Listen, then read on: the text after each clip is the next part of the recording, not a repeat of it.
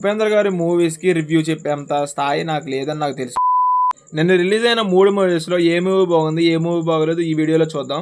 ముందుగా అల్లరి నరేష్ బచ్చలమల్లి. ఈ మూవీ చూసినంత సేపు నాకైతే పుష్ప ఇన్‌స్పైర్‌గా తీసుకొని మూవీ తీసినట్టు అనిపించింది. అయితే అల్లరి నరేష్ క్యారెక్టర్ చూస్తుంటే పుష్పలో అల్లు అర్జున్ బ్రదర్ అయితే ఎలా ఉంటాడో నాకు అలా అనిపించింది. ఇందులో పాజిటివ్ వచ్చేసి క్లైమాక్స్ మాత్రం కొంచెం బాగుంది.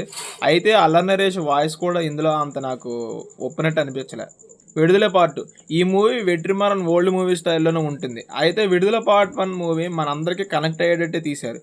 అయితే ఈ విడుదల పార్ట్ 2లో మొత్తం విజయ్ సేతుపతి స్టోరీ గురించే ఉంటుంది. అయితే విజయ్ సేతుపతి స్టోరీలో లవ్ స్టోరీ అండ్ ఆ పోరాడే సీన్లన్నీ కొంచెం బెటర్ అనిపించాయి. అయితే వెట్రిమారన్ ఓల్డ్ మూవీస్ అన్నీ కొంచెం స్లో పేస్లోనే వెళ్తాయి. అలాగే ఈ మూవీ కూడా వెళ్తుంది. అది మినహాయించి మిగతా ఓవరాల్గా మూవీ చాలా బాగుంది. యూఐ ఉపేంద్ర గారి మూవీస్‌కి రివ్యూ చెప్పేంత స్థాయి నాకు లేదని నాకు తెలుసు. అయితే ఈ మూవీ గురించి నా ఎక్స్‌పీరియన్స్ చెప్పాలంటే మూవీలో బిట్స్‌గా చూస్తే చాలా బాగుంటది. అయితే ఇందులో కొన్ని సాంగ్స్ ర్యాండమ్‌గా వస్తాయి.